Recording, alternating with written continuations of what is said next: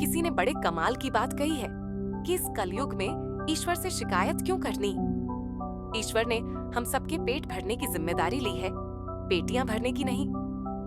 एक समय की बात है, एक राजा ने अपने दरबार में पूजा पाठ कराने आए पंडित जी से 3 प्रश्न पूछे। पहला प्रश्न था कि ईश्वर कैसे दिखता है, दूसरा था कि ईश्वर कहां तक देखता है, और तीसरा था कि ईश्वर करता क्या है। पंडित जी ने राजा से कहा कि इन प्रश्नों के उत्तर देने के लिए उन्हें थोड़ा समय चाहिए। राजा ने उन्हें 1 महीने का समय दिया। पंडित जी घर आए और विचार करने लगे, लेकिन समय बीतने के बावजूद उन्हें सही उत्तर नहीं सूझ रहा था। पंडित जी का बेटा बहुत होशियार और बुद्धिमान था। उसने पिता से उनकी चिंता का कारण पूछा। पंडित जी ने तीनों प्रश्न बताए और कहा कि उन्हें इनका उत्तर नहीं मिल रहा। बेटा मुस्कुराया और कहा, चिंता मत कीजिए, मैं आपके साथ चलूंगा और हर प्रश्न का उत्तर दूंगा। समय पूरा हुआ और पंडित जी अपने बेटे के साथ दरबार में पहुंचे।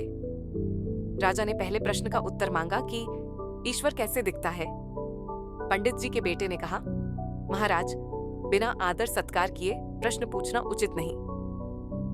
राजा ने शर्मिंदा होकर तुरंत दूध के गिलास मंगवाए।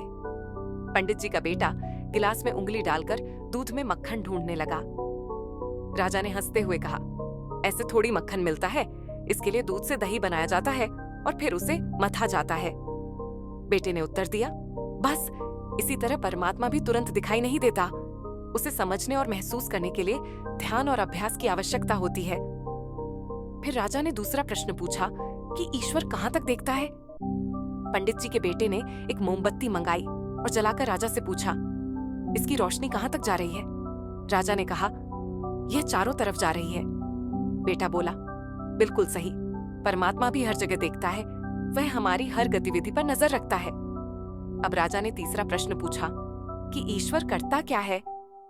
पंडित जी के बेटे ने राजा से पूछा, यह प्रश्न आप गुरु बनकर पूछ रहे हैं या शिष्य बनकर।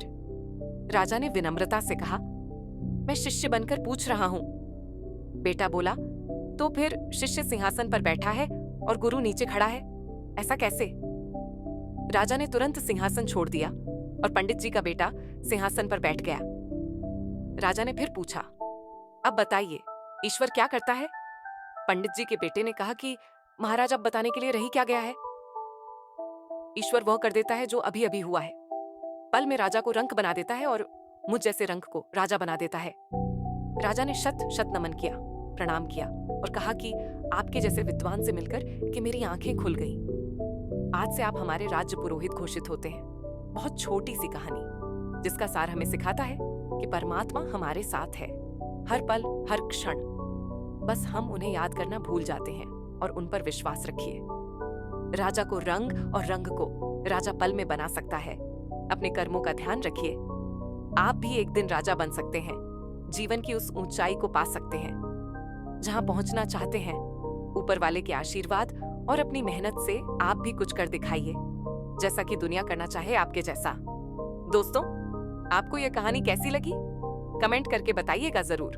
अगर आपको यह वीडियो पसंद आई हो तो चैनल दी स्टोरी हाउस को लाइक, शेयर और सब्सक्राइब करना न भूलें। अगली वीडियो में फिर मिलेंगे। अलविदा।